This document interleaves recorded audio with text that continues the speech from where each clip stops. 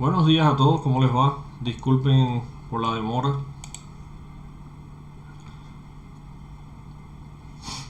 Eh, a ver, un minuto. Bueno, el día de hoy habíamos marcado hacer una clase un poco práctica.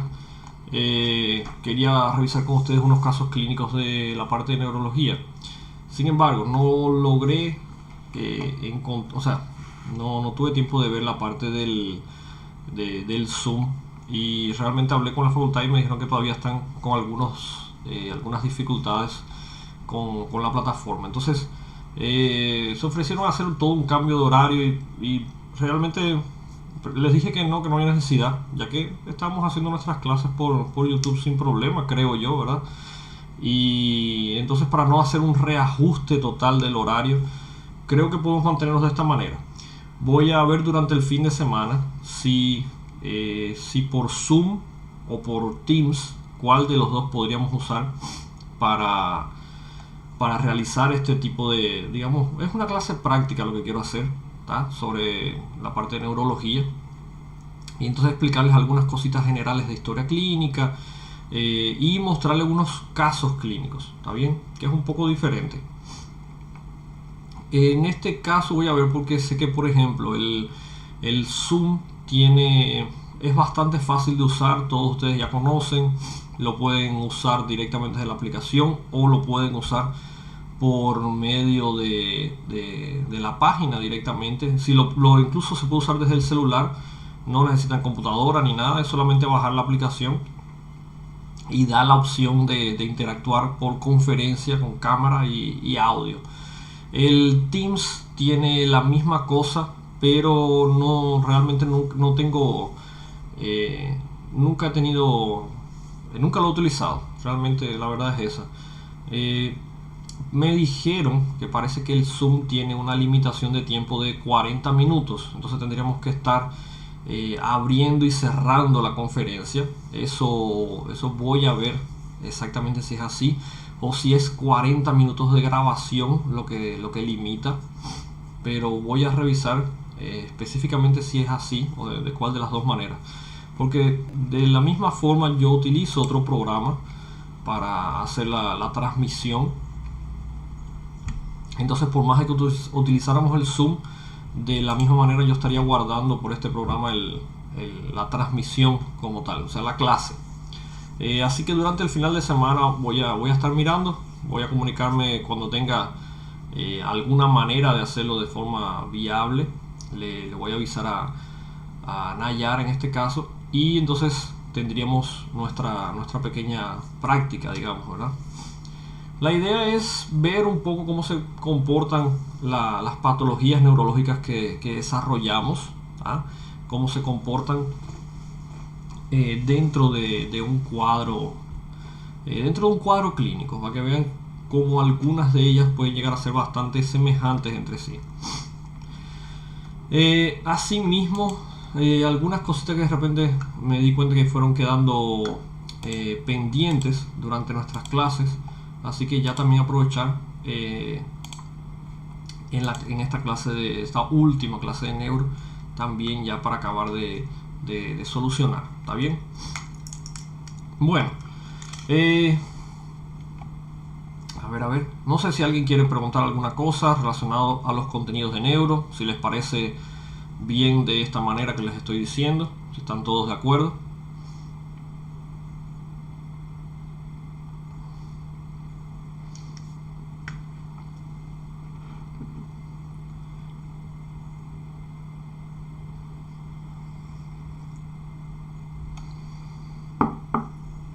Este es el problema de YouTube, que tiene esse aqui é o probleminha do YouTube. Ele tem um retraso na transmissão, que por mais que eu configuro no mínimo, por mais... aí Vini está me falando, minha teninha ficou pendente. É mesmo. Vamos fazer o seguinte. Poxa, até agora eu estava configurando a aula de glomerulopatias. Deixa eu pensar só um minutinho, Vini.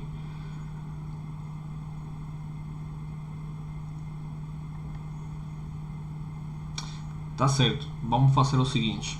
Vamos trocar. Vamos dar rapidinho minha asteninha. Vamos usar minha asteninha, tá? Deixa só um minutinho, pessoal. Deixa eu pensar aqui como eu faço.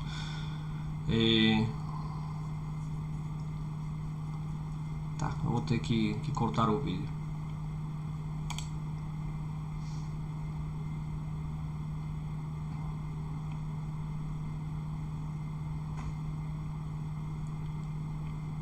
Só um minutinho.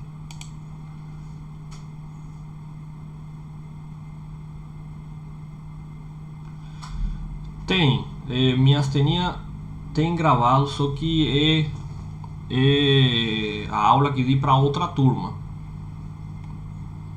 Só por isso. Mas sim, no canal tem gravado. Mas como vocês preferirem. A gente pode...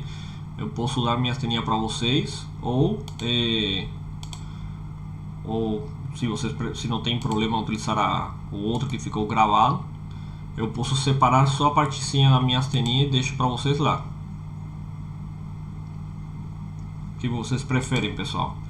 Ou a gente dá agora a minha asteninha exclusivamente para vocês, de um jeito especial,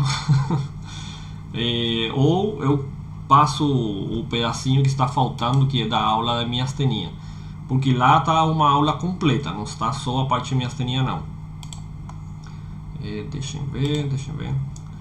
Mas eu posso passar só o trechinho de minha asteninha, de fato. A ver, acho que foi 11. 11. Aqui sim, tá a aula de ontem justamente.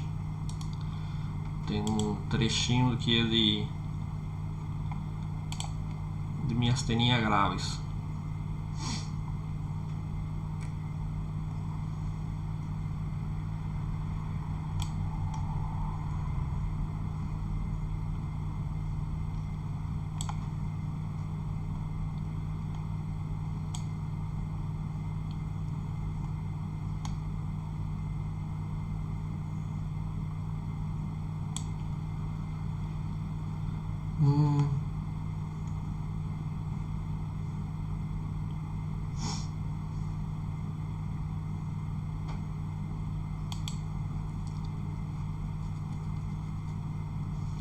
Não, por mim dá na mesma, pessoal. Por mim não tem problema não. A decisão de vocês.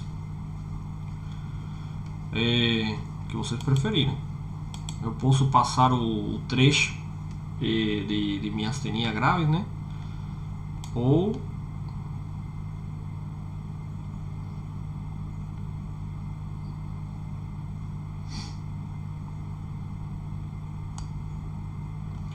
posso passar o trechinho em minha asteninha graves, ou dou a aula em minha asteninha graves. Não sei, decisão de vocês.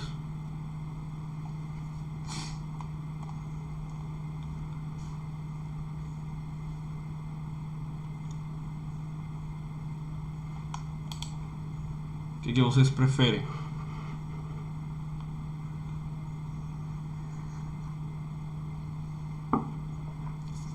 Bom, então tenho só a resposta do Walter e do Nedir.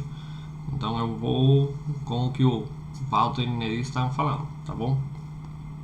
Vamos dar agora então a Val também. Então vamos dar glomerulopatias, né? Vamos a dar glomerulopatias y dejamos entonces, les paso el trecho. No vai ser esse vídeo que está na plataforma, o sea, vai ser só um trechinho desse vídeo que está na plataforma, que é o que corresponde para minha asteninha graves, tá bom? Agora então, assim que a gente terminar nossa aula, eu deixo esse trecho, vou deixar lá na plataforma. Na mesma parte da aula da vez passada, vai ter embaixo outro vídeo que é o que corresponde à parte minha asteninha, tá bom? Vocês vão ver que eu já disse de cara minha asteninha graves. Tá certo, acho melhor. Vamos allá entonces, vamos a hablar, porque la homeopatía es un poquito más largo. Vamos a hablar entonces de trastornos glomerulares. Bueno, entonces, para empezar, Para empezar, lo primero que tenemos que tomar en consideración es recordar un poco las funciones renales. Vamos a entrar ahora en el módulo de renal. Es un contenido que no es realmente tan difícil. Bueno, no les quiero decir no es difícil. Sí, es difícil. Yo considero renal mucho más difícil que cardiovascular y que incluso que neuro. Y eso es una apreciación personal mía. No sé qué ustedes pensarán. Yo soy del criterio de que renal tiene que gustarte realmente para poder adentrarte en él. Creo que de repente por eso vemos tan restringida el área de nefrología y vemos tan poco número de hecho de nefrólogos. Para que tengan una idea, acá en Ciudad del Este realmente tenemos dos nefrólogos, de las cuales realmente atención en centros privados y demás es prácticamente una la que hace la atención. O sea que es un campo prácticamente sin exploración. Sin embargo, por ejemplo, neurocirujanos tenemos muchos muy buenos en la ciudad. Neurólogos un poco menos, pero hay. Ahora hay uno que está de viaje, de hecho, pero cardiólogos hay muchísimos en la ciudad también.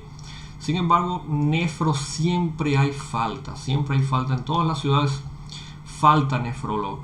Es realmente una patología la cual requiere un conocimiento, una especialidad la cual realmente requiere un conocimiento muy extenso del medio interno. Creo que si hay alguien que tiene una buena comprensión del medio interno, además obviamente del intensivista,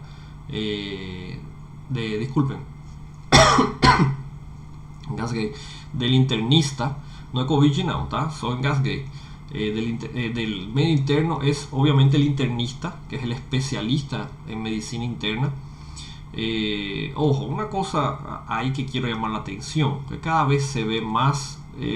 Brasil es una costumbre y acá se está volviendo la misma situación. Pessoal, clínica médica não é medicina geral, não, tá? Clínica médica é uma especialidade, tá? Tem pessoal que fala, não, eu sou clínico. Eu, por exemplo, Javier Prensa, não sou clínico, eu sou cardiologista somente, tá? De vez em quando eu vejo paciente da clínica, porque lá no hospital propriamente clínico mesmo, só está meu pai. E quando ele não está, então eu vejo os casos dele. A maioria são pacientes que ele já tinha marcado e simplesmente me passa a informação dos pacientes que ele conhecia, e são pacientes que querem consultar logo, não querem esperar. Então faço, nesse caso, uma exceção na regra. Mas eu prefiro atender só minha área, que é cardiologia. Clínico, uma vez que o pessoal fala, eu sou clínico. Não, clínico é a pessoa que faz medicina interna. Medicina interna é uma especialidade aqui em Paraguai que dura 4 anos, tá? E em Brasil dura 2 anos de residência, tá? Então, botar o título de clínico em você mesmo tem que ter uma bagagem, tá? Às vezes a gente tem que tomar muito cuidado. Às vezes o paciente fala, não, o doutor fulano é clínico, e o doutor fica calado. Falem, pessoal, quando vocês não é sua especialização, falem. Lembre que não é somente especialização, é um título, é uma responsabilidade, tá? Se vocês são médicos gerais, e eu passei anos sendo médico geral, falem, eu sou médico geral. O título de vocês, eu acho que vem já como médico geral.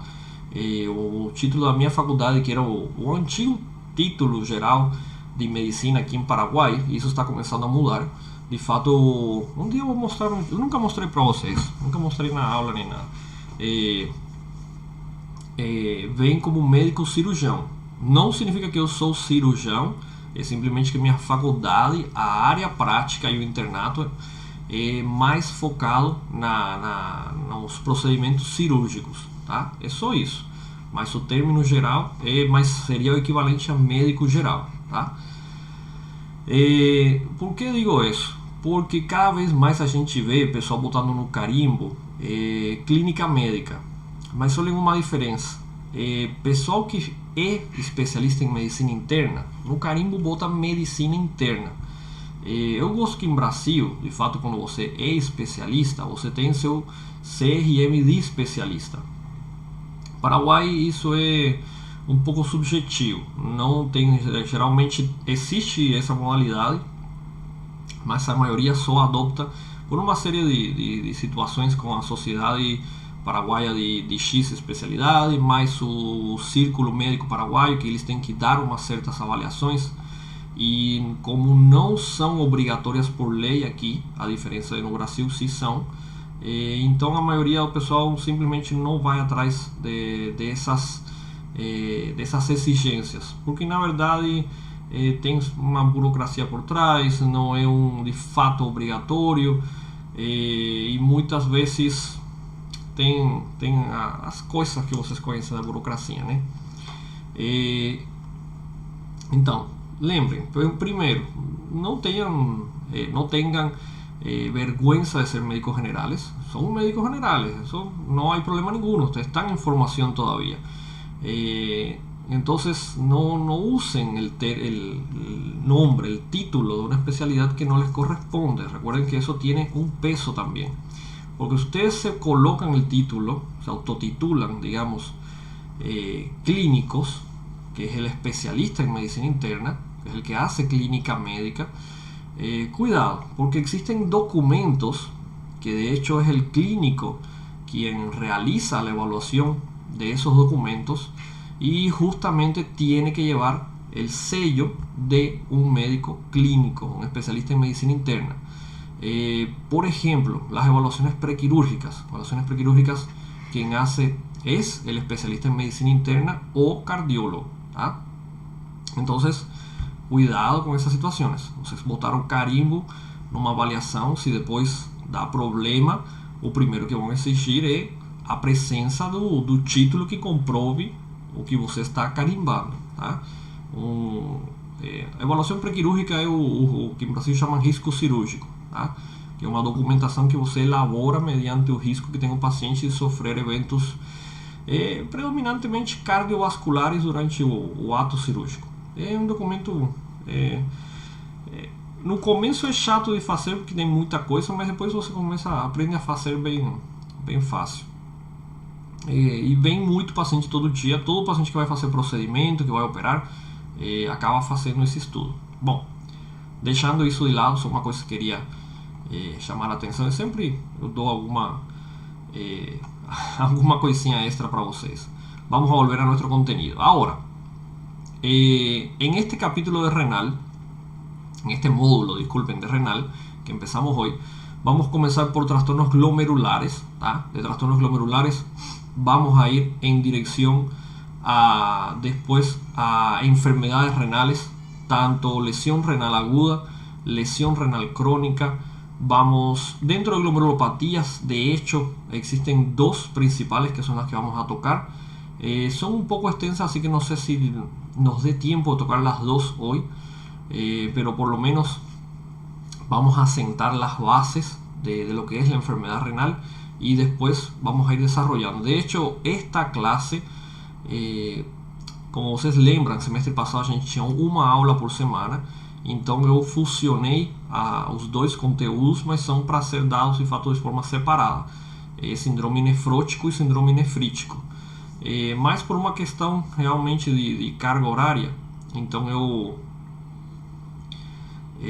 acabei fusionándolos. Ahora, justamente hay que tomar en consideración lo siguiente.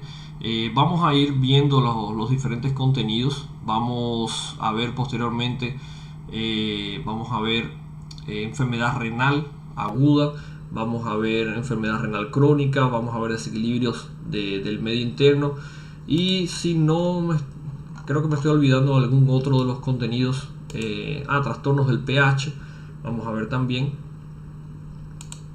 Así que varios de estos contenidos vamos a irlos desarrollando durante las siguientes semanas, ¿tá? Hay también unos casos clínicos que les voy a ir pasando y vamos a tener unas tareas correspondientes al módulo renal. Hablando de eso, no se olviden, hay unas tareas en la plataforma sobre algunos contenidos que vemos ya de neuro. Ahora esta semana, probablemente entre el fin de semana y la otra semana, voy a publicar las tareas que quedan pendientes todavía de neuro, que fueron los contenidos dados en marzo. Voy a estar publicándolos en el transcurso de la siguiente semana. ¿Está bien?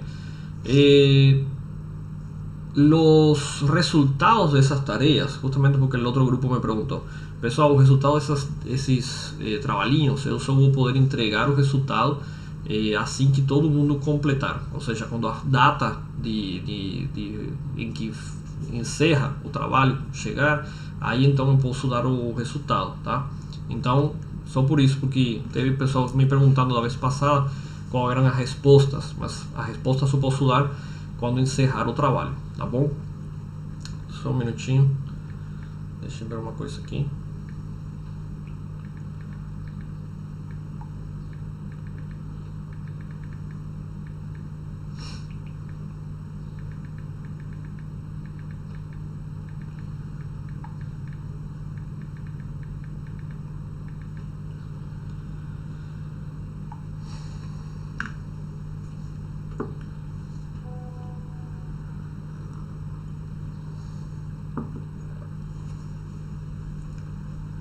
Só um minutinho, pessoal, deixa eu resolver uma coisa aqui.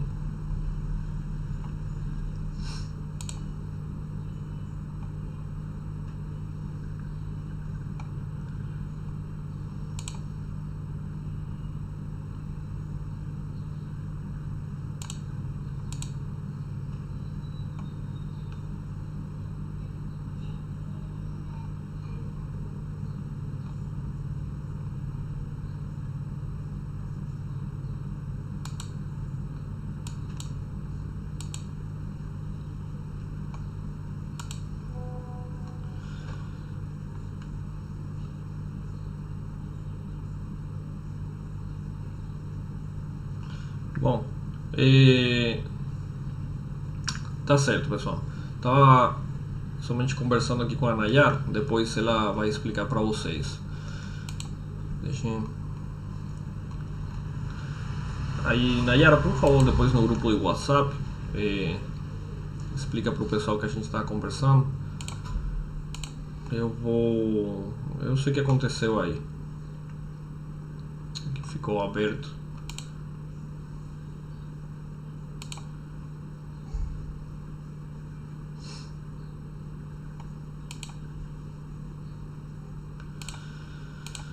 No tiene nada, no. Bueno, vamos a seguir, vamos allá a nuestro contenido. Primeramente, recordar un poco las funciones del sistema renal, ¿tá? En primer lugar, hay que citar algunas funciones principales de los riñones. Cuando hablamos de función renal, siempre hay una que es la primera que salta a nuestra mente, que es la extracción de residuos, ¿tá? Tenemos que recordar de que no es la única función. De hecho, tenemos la regulación del volumen del líquido extracelular y de la presión sanguínea, es probablemente una de las funciones principales. Tenemos regulación de la osmolaridad, tenemos el mantenimiento del equilibrio iónico, la regulación homeostática del pH, obviamente excreción de residuos no nos puede formar, pero hay que recordar que también los riñones cumplen una función de producción hormonal. Dentro de esta producción hormonal tenemos que recordar justamente la producción de la síntesis de eritropoyetina, ¿tá? Elemento estimulante medular que desencadena probablemente los procesos que ya hemos visto anteriormente dentro de la eritropoyesis. También hay que recordar la renina, ¿tá? Que es una enzima que regula la producción de péptidos y hormonas que cumplen un papel fundamental en la regulación del sodio y la homeostasis de la presión arterial. Y también tenemos enzimas renales que ayudan a la conversión de vitamina D3, lo cual acaba teniendo un papel importante papel principal en la regulación del balance de calcio. Así que estas funciones que citamos, vuelvo a repetir: regulación del líquido extracelular, control de la presión arterial, regulación de la osmolaridad, equilibrio iónico, homeostasis, ¿tá?, balance del pH, excreción de residuos y producción hormonal. Todas estas funciones son funciones propias del sistema renal. Las vieron ya anteriormente en las clases de fisiología, de bioquímica, de histología. Lo importante que ahora vamos a ver es cuando empiezan a fallar estas funciones, ¿tá? Cuando estas funciones comienzan a deteriorarse, vamos a ver entonces la producción de trastornos, como es el caso de las glomerulopatías. Los trastornos causantes de estas enfermedades, de hecho, varios de ellos ya los hemos citado anteriormente, que son justamente en nuestro medio, algunos de los principales, no para todas las patologías, pero para algunas de ellas, es la hipertensión arterial y la diabetes mellitus. Hipertensión ya hablamos, diabetes mellitus vamos a tocar después del módulo de renal, vamos a dar el módulo de endocrino y ahí vamos a entrar a lo que es el capítulo de metabolismo y ahí vamos a describir los componentes de la diabetes mellitus, ¿está bien? Así que vamos allá, vamos a hablar específicamente de glomerulopatías. Bueno, esto ustedes ya conocen. La unidad funcional propiamente renal son las nefronas, ¿tá?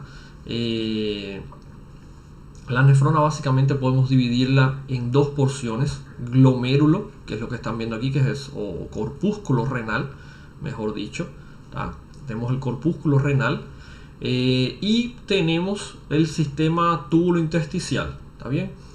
Estas dos estructuras, y específicamente el glomérulo, es el sitio que se ve afectado finalmente por las glomerulopatías. La estructura glomerular está justamente descrita, como vemos acá en esta imagen, por un sistema de red capilar formado por una arteria aferente, que es la que llega, y una arteriola, arteriola aferente y una arteriola eferente. Esto es, recuerden, un sistema arteriolar, el cual se convierte en una red capilar, ¿ah? Pero recuerden que no es el clásico sistema que estamos acostumbrados de arteria-vena, ¿está bien? Esto no es el sistema de irrigación glomerular, que justamente lo... pessoal, peraí. Eu percebi agora, vocês não estão vendo o slide não. Só um minutinho. Agora que percebi que vocês não veem o slide.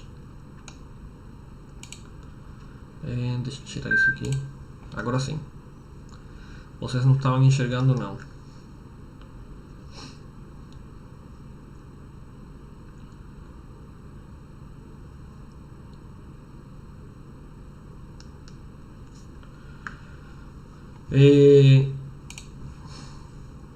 ¿Qué estaba?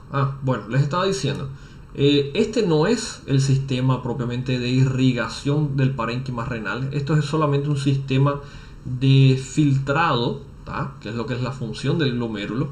Por eso que es un sistema de vaso arterial a arterial de nuevo, o sea, arteriola, capilar, arteriola.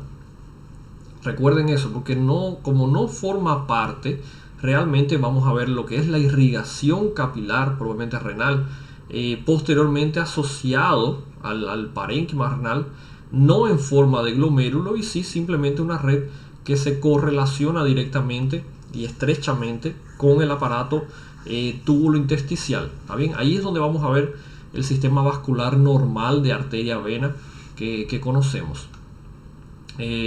Yo sé que ustedes ya dieron eso, ustedes lo saben, pero solamente para recordar, porque a veces es un poco un tema es frecuentemente confundido ese elemento.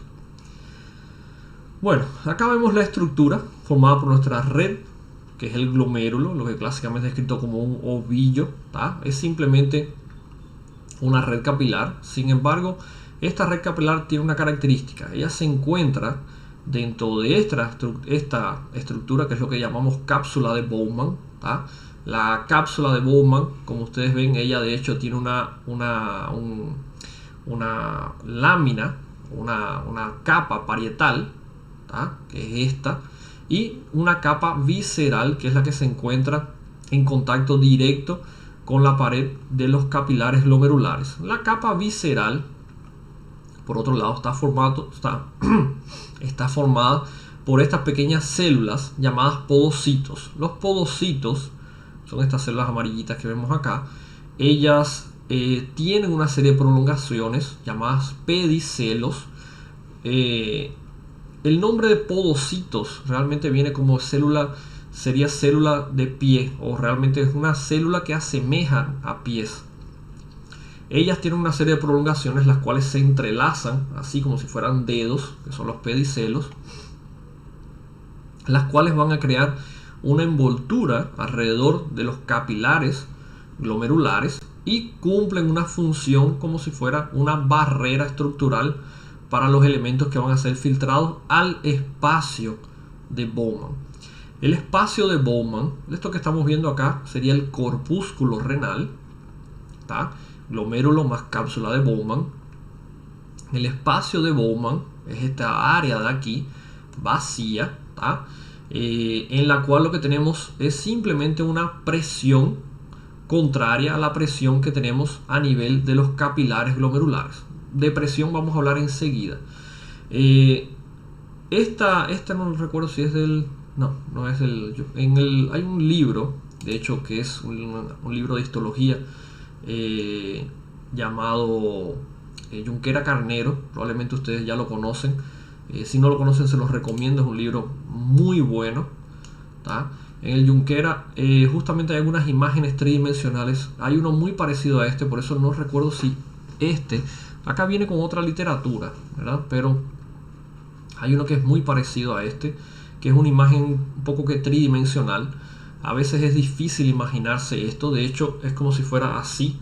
Vemos la cápsula de Bowman y realmente en el interior estaría el glomérulo. La cápsula va hasta la parte, hasta la base de las arteriolas aferente y eferente. Y como ven acá, en la imagen acaba envolviendo, como formando un cuello alrededor de las arteriolas, y por dentro está propiamente el glomérulo. ¿Está bien? Alrededor del glomérulo como tal, alrededor de los vasos glomerulares, de los capilares glomerulares, tenemos este espacio, que es lo que llamamos espacio de Bowman. ¿Está bien? Es algo semejante a lo que veíamos, de hecho, en la pleura con el espacio pleural. Solo que ahí, como el espacio era menor, de repente era más fácil de imaginarse. Aquí no es una capa que se repliega, como veíamos en la pleura, en el pericardio. Acá son estructuras diferentes, realmente, que llevan la nomenclatura entonces de lámina o capa visceral y capa parietal. ¿Está bien? Disculpen, pero en este caso el concepto de cápsula es porque ella engloba, o sea, encapsula los vasos glomerulares. Les explico esto porque yo particularmente, cuando estaba en la facultad, en la carrera, sobre todo al comienzo de la carrera, me costaba bastante imaginarme la arquitectura, sobre todo porque cuando lo vemos en láminas de histología, vemos los cortes histológicos que generalmente... Los cortes histológicos, generalmente los cortes histológicos toman, por ejemplo, a este nivel. Entonces, cuando vemos la lámina, simplemente vemos los vasos, la red de capilares glomerulares, dispuestos en diferente orden, y alrededor podemos a veces vemos lo que correspondería a la parte o al cuerpo, si es que la lámina toma el corte, de lo que corresponde al cuerpo del podocito. Por ejemplo, estos acá, que tomaron el núcleo propiamente del podocito y fue cortado, lo veríamos acá entonces, y alrededor el epitelio de lo que sería la cápsula de Bowman. Pero no sé, para mí particularmente era un poco difícil de correlacionar ambas imágenes espaciales. Nuestro espacio de Bowman sería esta región que vemos acá. Este sería el espacio de Bowman. Cuando hablamos de diferencias presorias, estamos hablando de una presión a nivel del espacio, empujando hacia adentro del capilar, versus una presión intracapilar que empuja hacia afuera. Enseguida vamos a hablar de esto. Esas son presiones coloidosmóticas, que son las que permiten finalmente el filtrado glomerular. ¿Está bien? Todo mundo tem claro isso que a gente está falando agora, né, pessoal? Alguém alguma dúvida até aqui nessa parte? Tenho certeza que isso o Dr. Fred, seu professor de fisiologia, já tinha explicado essa parte, mas só queria remarcar esse assunto, tá? Só um minutinho, pessoal.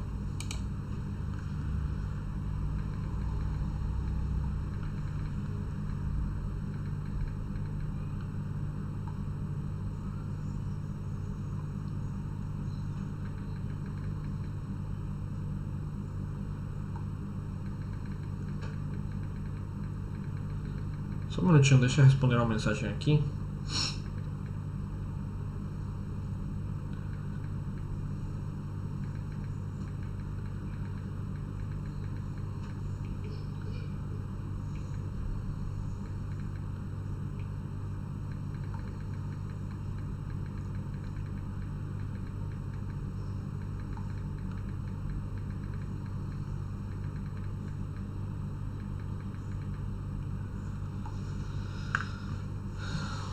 Tá, desculpem, pessoal, é que é só por um paciente que está querendo que eu faça uma avaliação. Estava vendo, marcando uma hora para fazer. Bom, aqui fiquei, tá certo, vamos continuar. Bueno, acá vemos de nuevo, justamente esto es lo que nos referíamos. Generalmente las láminas no nos muestran exclusivamente una porción de los capilares. En esta ilustración sí, justamente aquí vemos lo que es la estructura vascular del capilar, y acá vemos las estructuras principales que conforman lo que es nuestra barrera a nivel del capilar probablemente glomerular, ¿tá? Nuestra barrera glomerular, vean que formada de adentro hacia afuera, obviamente por la estructura del capilar. Lo primero que tenemos es justamente el endotelio glomerular.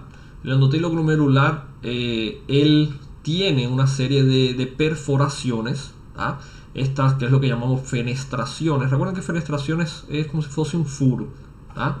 Las fenestraciones o poros que vemos acá a nivel del endotelio tienen un diámetro específico, la cual permite de que solamente pasen a través de él moléculas de tamaño determinado, ¿tá? Ahí tenemos una primera barrera física que determina que algunos elementos, cuando tienen un tamaño determinado, no logren pasar, ¿ya? Elementos que sean mayores a la fenestración de lo que es el espacio endotelial. A continuación, yendo de adentro hacia afuera, nuestra membrana glomerular, ella, no sé por qué yo iba a hablar alveolar, la membrana glomerular, tenemos la lámina basal, ¿está bien? Justamente tienen principalmente, impide el paso de proteínas de gran tamaño, como vamos a ver con el caso de la albúmina, después vamos a hablar de eso, ¿tá? Y finalmente tenemos lo que son los espacios entre los pedicelos, que es este espacio que estamos viendo acá. Acá justamente vemos los podocitos, y estas prolongaciones, una especie de pseudópodos que emiten, son justamente lo que llamamos pedicelos. ¿Está bien? Son estas prolongaciones. Como ellos se encuentran entrelazados entre sí, el pequeño espacio, las pequeñas hendiduras que tienen entre ellos, cumplen a su vez una función también de barrera física, lo cual controla el paso de moléculas de otros tamaños. Cada una de ellas va a controlar tamaños diferentes, generalmente de mayor a menor. En este caso hay que recordar una cosa, esto sería simplemente como si fueran peneiras, as peneiras que a gente usa para na cozinha, a mesma coisa. Cada peneira tem furos de tamanhos diferentes e cada uma delas vai impedindo vai ir impedindo de que a passagem de moléculas seja justamente determinada pelo tamanho das mesmas. Solo que hay que recordar que no es solamente una cuestión de tamaño, sino también de características electroquímicas. Las barreras, esta membrana glomerular, no solamente es una estructura de barrera física, sino que también existe una carga eléctrica a nivel de estas membranas. ¿Ah? Só um minutinho, pessoal. Só um minuto.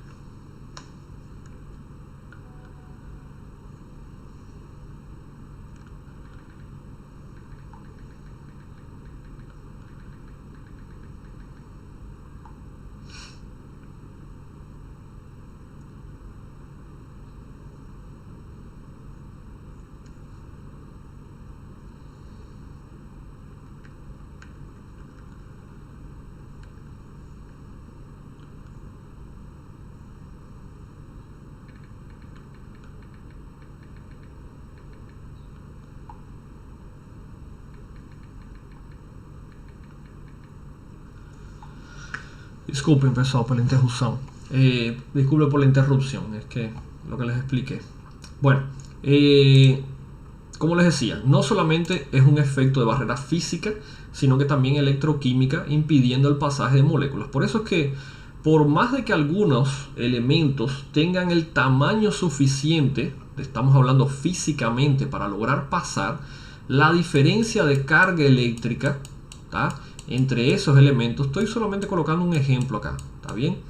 Entre esos elementos y propiamente las características de estas diferentes estructuras hace de que los elementos entre ellos se repelan. O sea, existe una repulsión entre algunos elementos de carga eléctrica con las barreras en sí, tanto el endotelio, la lámina basal y los propios pedicelos. ¿Está bien? Entonces, no solamente una estructura física, sino también es una especie de campo de protección que previene de que solamente algunas moléculas logren pasar. En situaciones normales, lo que tiene pasaje libre, ¿tá? Só un minutinho, só escutar un audio aquí.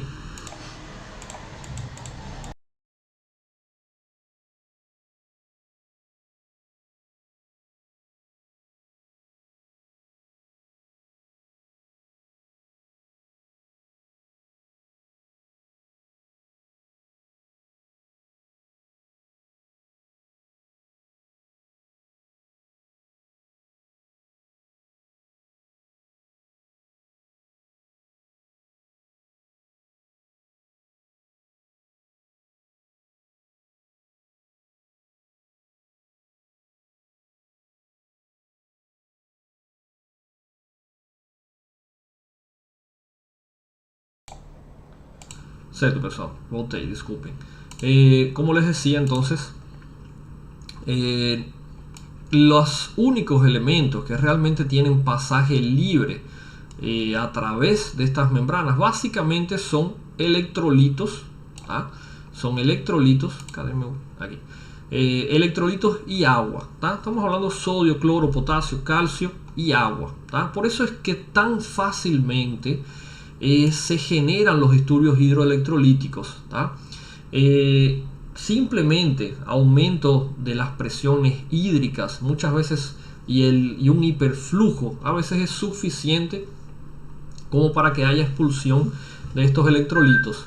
Hay que considerar que muchos fármacos tienen como efecto colateral la excreción de estos elementos y ellos son indispensables para la producción y manutención de potencial de acción, ¿está bien? Así que mucho cuidado, muchas veces pasamos por alto elementos sintomatológicos de los pacientes y a veces el único problema de base es disturbio hidroelectrolítico. ¿Está bien? Entonces, mucho ojo con esto. Esos pacientes que a veces están en uso de diuréticos, fármacos antiarrítmicos, ustedes que ya están dando farmacología, vemos que el paciente comienza a generar temblores, trastornos del ritmo. Son pacientes que generalmente a veces no lo evaluamos, pero el único problema es un disturbio hidroelectrolítico. Hay pacientes que increíblemente tienen, por ejemplo, pacientes que sufren de hiperhidrosis, pacientes que sufren generalmente que hacen mucha actividad física, tienen una hidratación un poco deficiente. A veces generan calambres, generan parestesias, y son a causa justamente del alto grado de excreción de estos elementos. En situaciones fisiológicas solo esto pasa. Sin embargo, tenemos que considerar que mientras mayor es la concentración plasmática de una molécula determinada, estamos hablando por ejemplo glucosa, estamos hablando específicamente glucosa, glucosa, algunas proteínas, de hecho podemos ver que se crea también un aumento de la excreción. Podemos ver de que a causa de la alta concentración plasmática, parte de esto comienza a difundirse a través de nuestra membrana glomerular. ¿Está bien? A veces no necesariamente suscita una situación patológica, pero muchas veces puede ser indicativo del comienzo de una. Esto a veces lo vemos, no glucosa propiamente, pero en el glucosa lo vemos en el diabético, pero por ejemplo proteínas lo solemos ver en el paciente que hace actividad física intensa, que entrena realmente de manera que es atleta, vai à academia,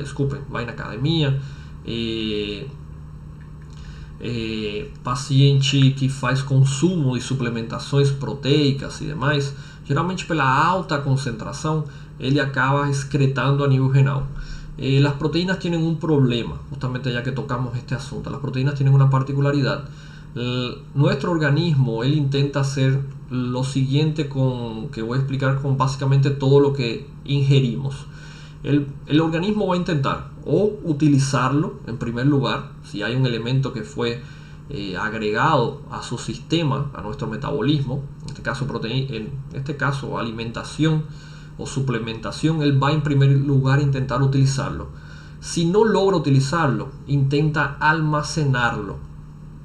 Si no logra almacenarlo, o almacena una parte pero no todo, intenta excreción. ¿Está bien? Siempre es uso, almacenamiento y por último excreción. El problema es que usamos, o nuestro cuerpo usa lo que necesita. Si no necesita, no usa. Simple así. Almacena lo que pueda almacenarse. No todos los elementos que ingerimos pueden ser degradados al punto de llegar a elementos que puedan almacenarse. Generalmente los hidratos de carbono sí se almacenan, por eso ganamos peso con ellos. Si no son utilizados, si no son degradados como fuente de energía, ellos son almacenados. Sin embargo, las proteínas no. Las proteínas las utilizamos, las degradamos en aminoácidos y las utilizamos para construcción de tejidos, sobre todo tejido esquelético. Sin embargo, estamos hablando en el contexto del entrenamiento, del ejercicio. Sin embargo, no almacenamos, ¿tá? Simplemente lo que no se usa se excreta, y la vía de excreción por preferencia es la vía renal. Ahí tenemos un problema, que mientras más se excreta, mayor es la posibilidad justamente de crear una lesión a nivel glomerular. Por eso es que tanto se contraindica el uso de suplementaciones de base proteica, tipo whey protein y demás, en pacientes que no tienen una demanda proteica suficiente. Ou seja, o paciente que treina mais ou menos, umas palavras bem simples, o paciente que treina mais ou menos, não dar whey protein para ele tomar se ele não está precisando para metabolizar novas fibras musculares, tá? Ou seja, você não vai treinar, não tomar whey protein. Se você está comendo 7 marmitas por dia com proteína, whey protein está demais, não tem necessidade real, tá? Agora, você por algum motivo não consegue completar sua alimentação, ou você está numa restrição calórica, mas está treinando pesado, então sim, aí cumpre uma função. Hoy hay estudios, de hecho, tanto para el paciente, sobre todo para el paciente cardiopata, que tiene una restricción en la alimentación o tiene una necesidad de ganar masa muscular, y no existe un trasfondo de enfermedad metabólica, es puramente cardiovascular su problema. Justamente se está comenzando a considerar suplementaciones, como es el caso del whey, para intentar proveer de mayor facilidad de ganancia en masa muscular, o sea, que el paciente gane masa muscular esquelética sin ganar peso, ¿tá? Sin ganar peso en tejido adiposo.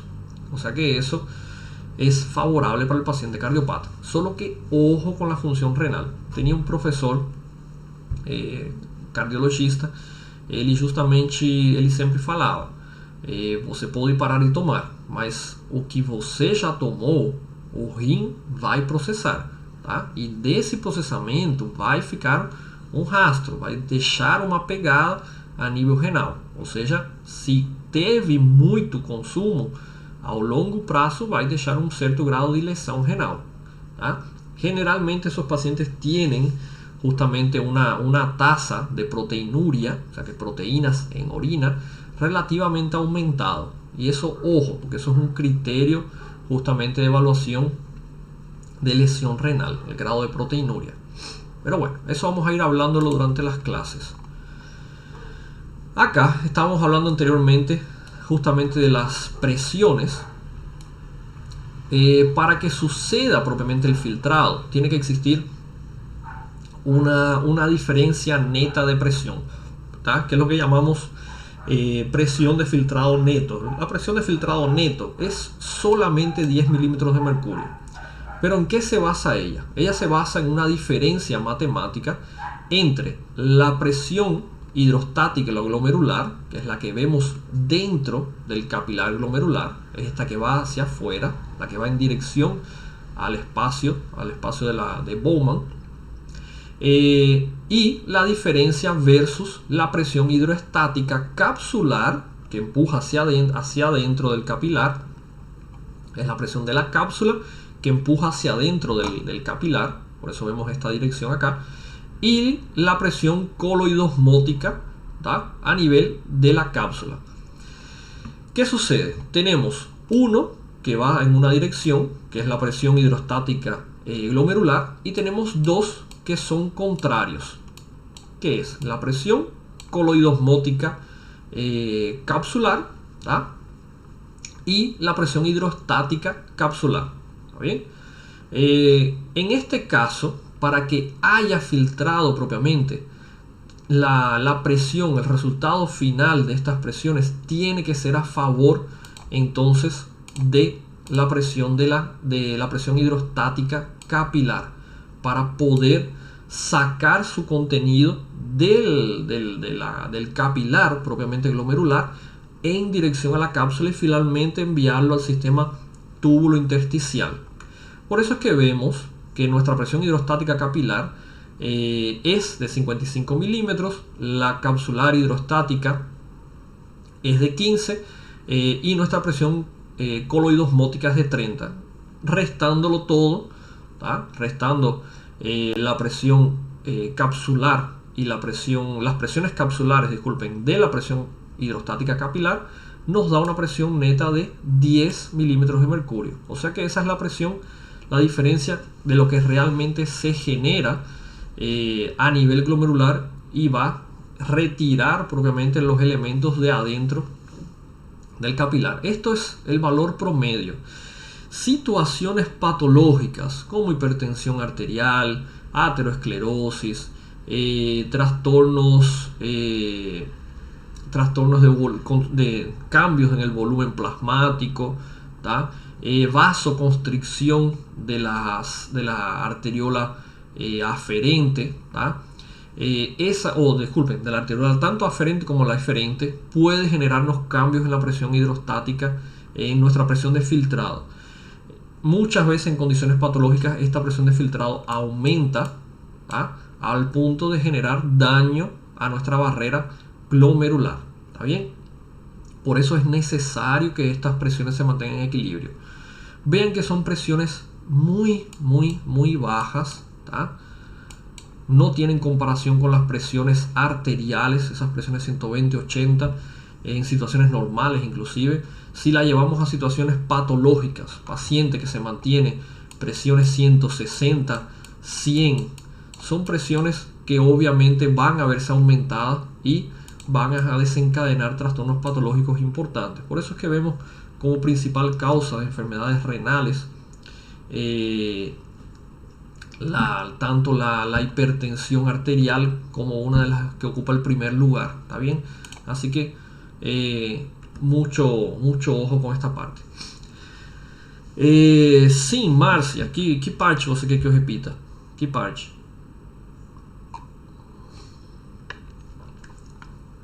Só um minutinho, pessoal. Márcia, só me diz que parte que você quer que eu repita.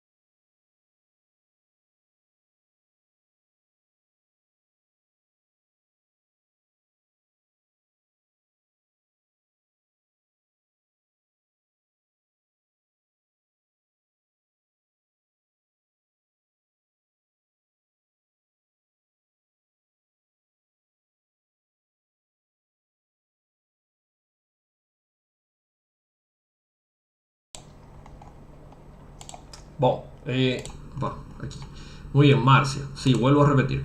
Estamos hablando, es solamente matemática, diferencias de presiones. Está la presión dentro del capilar glomerular y las presiones de la cápsula. Para que haya salida de elementos del capilar hacia la cápsula, hacia el espacio de Bowman y finalmente el sistema túbulo intersticial, tiene que haber una presión mayor en el sistema capilar. En este caso, lo que cumple un papel aquí es la diferencia de presiones entre la presión hidroestática capilar, la presión del espacio de Bowman, ¿tá?, y la presión coloidosmótica de la cápsula. Si sumamos, y esto es puramente matemática, si sumamos las presiones de la presión hidrostática capsular y la presión coloidosmótica aquí, y la presión coloidosmótica de la cápsula, ¿tá?, esto me genera, disculpen, la presión coloidosmótica plasmática, esto me genera, ¿tá?, ya sé que no están entendiendo. A ver, deixa reformular. Primero, la presión hidroestática es presión hidrostática, gente, es simplemente la presión que se genera cuando existe un gradiente hídrico, ¿tá? Cuando existe movimiento de elementos, esto genera una presión hidrostática. Recuerden que en este caso se refiere al movimiento propiamente del líquido. La presión hidrostática arterial o capilar, disculpen, en este caso es la presión que tenemos dentro de los capilares glomerulares, ¿tá? Es una presión que empuja hacia afuera, que es la que están viendo acá. Ella tiene un valor de 55 milímetros de mercurio. En la cápsula también tenemos la misma presión, ¿tá? Solo que es una presión contraria, es la presión hidrostática capsular. Déjenme ver si tengo... Acá, voy a explicar mejor acá y después les explico allí de vuelta. Aquí. Vamos a enfocarnos solo en esta parte de acá. Solo en esta parte de acá. ¿Está bien? Vean aquí que tenemos un capilar en el cual existe un flujo sanguíneo. Este flujo sanguíneo, ¿tá? Que no tiene nada que ver con presión arterial, es otra cosa, ¿tá?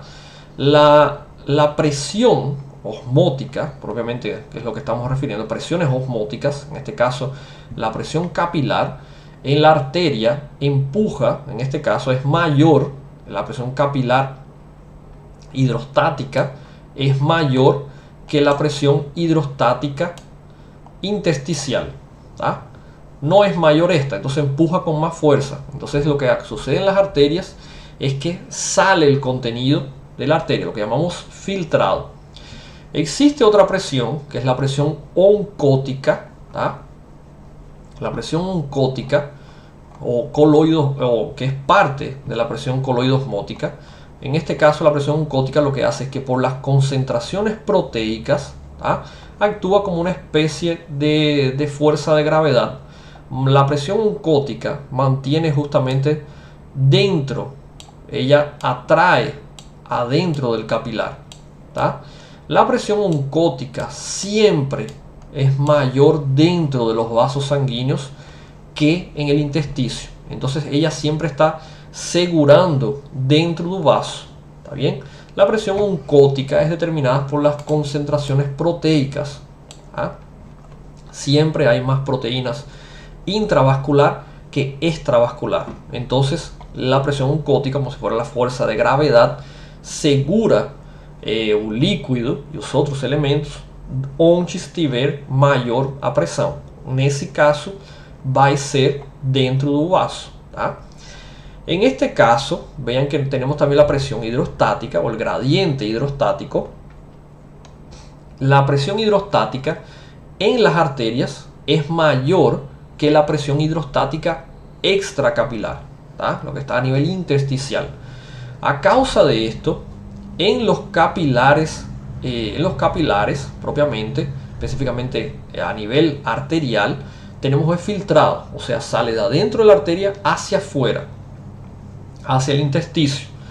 En las venas, en los sistemas venosos, al contrario, la presión hidrostática extracapilar es mayor y la oncótica también que la hidrostática intracapilar, lo que hace que haya absorción, vaya del intersticio a la vena. ¿Tá? Aplicando esto al glomérulo hace que tengamos tres presiones diferentes. Una, que es la hidrostática capilar, intenta sacar de adentro del capilar, ¿tá? Una presión que intenta empujar para afuera el capilar, en cuanto que la presión hidrostática capsular y la presión coloidosmótica lo que intentan es empujar hacia adentro del capilar nuevamente. Sin embargo, vean que 30 más 15 es 45, menos 55 menos 45 nos da 10. ¿Tá? O sea que al final la presión intracapilar gana por una diferencia de 10 milímetros. ¿Tá? Caso que una de estas presiones aumentara, automáticamente no vamos a tener más filtrado glomerular, que eso de hecho sucede en algunas patologías. ¿Está bien? Márcia, se entendeu agora? Deu para entender?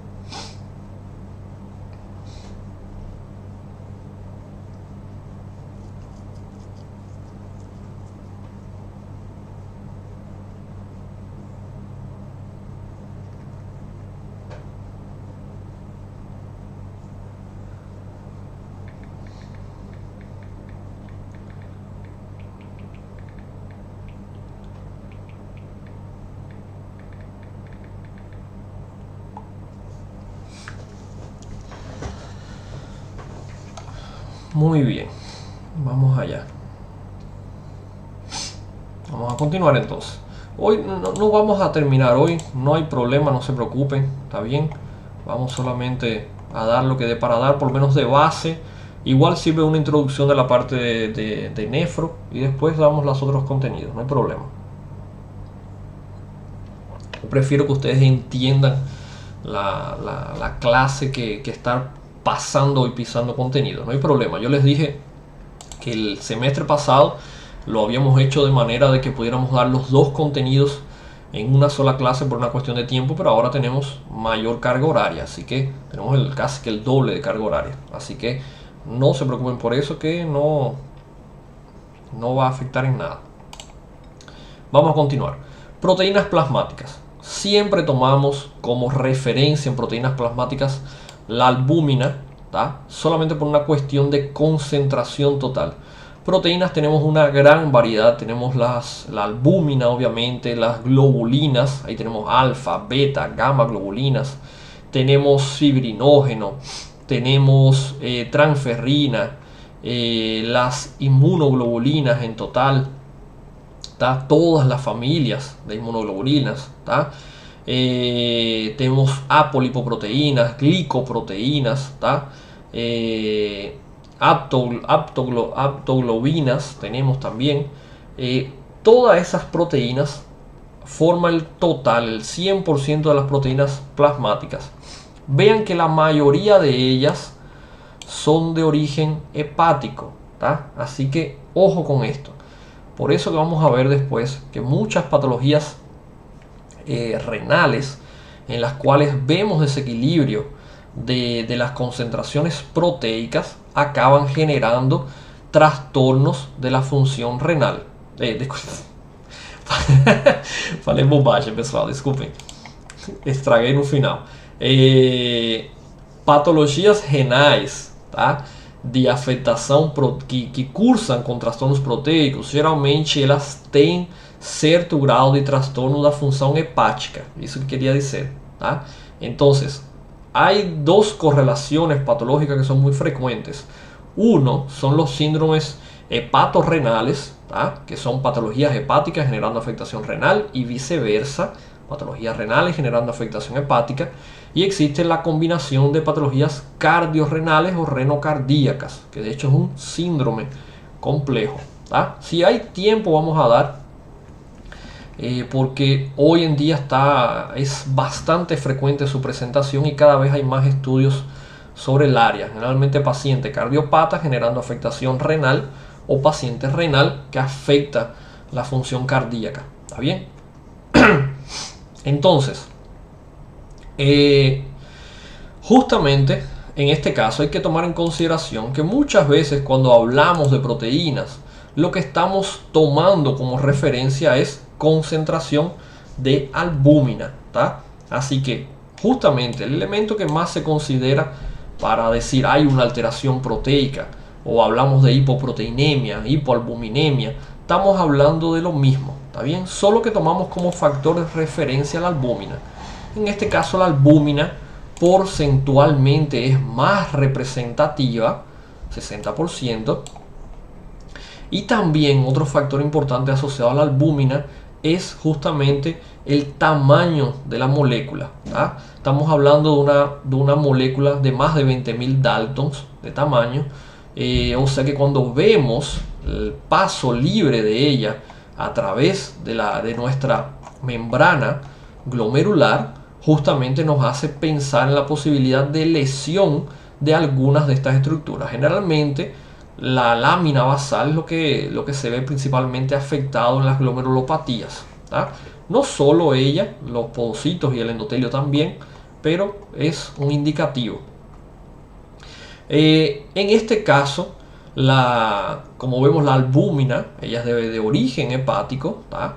Ella es la referencia, todas las proteínas plasmáticas, pero prioritariamente la albúmina es nuestra referencia para el control de la presión oncótica.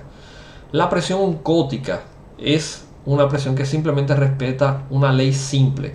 Es mayor donde haya más proteína. ¿Está bien? Donde más proteína tenemos, en este caso, siempre es a nivel capilar. Vamos a suponer que ese aquí verdinho son mis proteínas, ¿tá? Y aquí tenemos a nivel intersticial. Acá ¿cuántas tenemos? 1, 2, 3, 4, 5. Aquí tenemos 1, 2, 3. Imagínate que esto sea concentración proteica. Entonces, ¿dónde va a ser mayor mi presión oncótica? Dentro del vaso. Entonces ella ejerce un efecto igual que la gravedad. ¿Tá? Siempre la presión oncótica es desenhada de fora para dentro, mas na verdade ela está dentro do vaso segurando o líquido. ¿Tá? Por eso, la presión oncótica, como ustedes ven acá en esta imagen, que está representada pela setinha vermelha, olhem que a setinha vermelha nunca muda. Ela não muda de artéria para veia. Sempre a pressão oncótica é maior nos vasos. ¿Tá? Lo que cambia es la presión hidrostática, fisiológicamente. Patológicamente, vamos a ver de que justamente patologías renales generan cambios en la presión oncótica y es asociado a pérdida proteica. ¿Tá? Bueno, esto es lo que estábamos explicando anteriormente. Pessoal, até aí, deu para entender alguma coisa do que a gente estava falando agora? Deu para entender alguma coisa?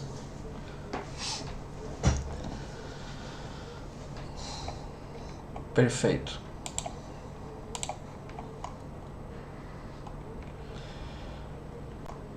Bueno, justamente este esquema nos muestra lo que es el proceso de filtrado y absorción. Filtrado tenemos a nivel arterial, capilares arteriales. A nivel venoso tenemos reabsorción. Por eso es que las arterias llevan oxígeno, llevan fuentes, sustratos energéticos, en cuanto que las venas retiran elementos que son para degradación finalmente. ¿Tá? Esto se da justamente por las diferencias de presiones. Ahí vemos cómo cuando hay desequilibrios de las concentraciones plasmáticas proteicas, justamente se generan estos trastornos. Diferencia de concentraciones hidroelectrolíticas, concentrações. Olhem, vamos resumir uma coisa. Geralmente, o que mais influencia nestas pressões que a gente está vendo aqui? Concentração hidroeletrolítica, sódio, por exemplo. Lembrem que sódio gera um efeito osmótico, é outro tipo de pressão. Ela puxa água, tá? Ela puxa água, vai finalmente gerar uma pressão hidrostática. Isso é outra coisa. Sódio, tá? Sódio, os eletrolitos em total, mas o sódio principalmente, tá? Temos as proteínas gerando também movimentos hídricos, tá? E outro que vamos falar mais para frente, que é a glicose. A glicose gera o mesmo efeito osmótico, tá? Por isso, sempre quando se habla do conceito de ósmosis, movimento de líquido del sitio de menor concentración de soluto al de mayor concentración de soluto. Siempre que hablamos de ósmosis, el ejemplo es sodio. Sin embargo, hay que tomar en consideración de que el sodio es solamente uno de los elementos y es el ejemplo que el Guyton usa. ¿Tá? Efecto osmótico, y hay que recordar esa palabra, no se restringe al sodio. Efecto osmótico puede ser producido por otras moléculas.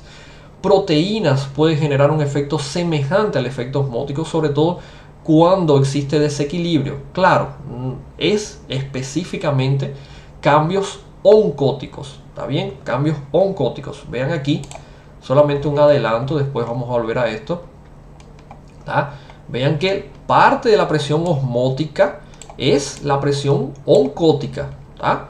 O sea que dentro de ese desequilibrio en el concepto de ósmosis entra la presión oncótica. Solo que la presión oncótica es específica en referencia a proteínas. ¿Está bien? Por otro lado, las diferencias también pueden ser alcanzadas, este efecto osmótico, por otras moléculas, como es el caso de la glucosa. Vamos a ver en el diabético, después de las clases de renales, cómo la hiperglicemia y finalmente la glucosuria, que es la pérdida de glucosa en la orina a causa de la hiperglicemia. Recuerden que dijimos, si hay mucho en sangre, se pierde en la orina. Si tem muito na sangue, acaba saindo pela orina.